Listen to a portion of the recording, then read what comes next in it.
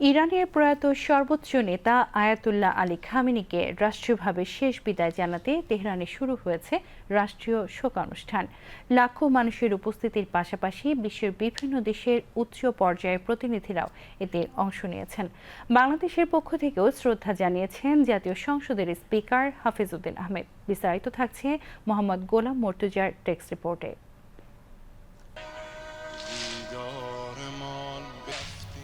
শোকে স্তব্ধ তেহরান। ইমাম খোমেনি গ্র্যান্ড মুসাল্লায় শনিবার ভোর থেকেই প্রয়াত সর্বোচ্চ নেতা আয়াতুল্লাহ আলী খামেনিকে শেষ শ্রদ্ধা জানাতে জড়ো হন লাখো মানুষ। আনুষ্ঠানিক কর্মসূচি শুরুর আগেই পুরো প্রাঙ্গণ কানায় কানায় পূর্ণ হয়ে যায়।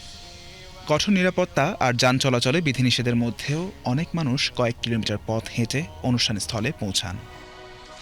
রাষ্ট্রীয় টেলিভিশনে সম্প্রচারিত ফুটেজে দেখা যায় বিশেষভাবে প্রস্তুত করা কাচঘেরা স্থাপনায় রাখা হয়েছে আলী খামেনির মরদেহ।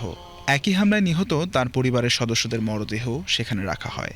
অশ্রুসিক্ত চোখে শেষ শ্রদ্ধা জানান লাখো মানুষ। কালো পোশাকে শোকাহত জনতার হাতে ছিল ইরানের জাতীয় পতাকা ও প্রতিশোধের প্রতীক লাল পতাকা। বিভিন্ন স্লোগানে মুখর হয়ে ওঠে পুরো এলাকা।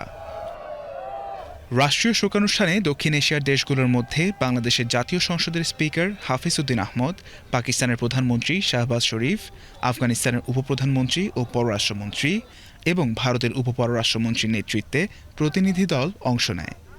এছাড়া তুরস্ক, সৌদি আরব, কাতার, চীন, রাশিয়া সহ মধ্যপ্রাচ্য, মধ্য এশিয়া ও ইউরোপের বিভিন্ন দেশের উচ্চ পর্যায়ের প্রতিনিধিরাও উপস্থিত ছিলেন।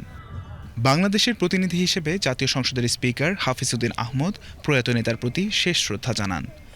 তিনি বিদেহী আত্মার শান্তি কামনা করে দোয়া করেন এবং ইরানের প্রেসিডেন্ট মাসুদ পেজেশকিয়ান সহ দেশটির শীর্ষ নেতাদের সঙ্গে সাক্ষাৎ করেন।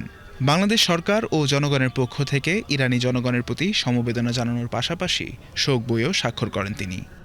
পরে ইরানের পার্লামেন্ট স্পিকার মোহাম্মদ বাঘের গালিবাফের সঙ্গে দ্বিপক্ষীয় বৈঠক করেন বাংলাদেশের স্পিকার। বৈঠকে দুই দেশের দীর্ঘদিনের বন্ধুত্বপূর্ণ সম্পর্ক আরও জোরদার এবং ভবিষ্যৎ সহযোগিতা নিয়ে আলোচনা হয়। এ সময় গালিবাফকে সুবিধাজনক সময়ে বাংলাদেশ সফরের আমন্ত্রণও জানান স্পিকার। সপ্তাহব্যাপী রাষ্ট্রীয় শোক কর্মসূচির অংশ হিসেবে তেহরানের পাশাপাশি ইরানের আরও কয়েকটি শহর এবং ইরাকেও স্মরণানুষ্ঠান অনুষ্ঠিত হবে। ধর্মীয় আনুষ্ঠানিকতা শেষে দাফন সম্পন্ন হওয়ার কথা রয়েছে। বিশ্লেষকদের মতে এই রাষ্ট্রীয় বিদায় শুধু একজন নেতার শেষ যাত্রাই নয়, ইরানের রাজনৈতিক ইতিহাসের নতুন অধ্যায়েরও প্রতীক। গোলাম মর্তুজা, বিটিভি নিউজ।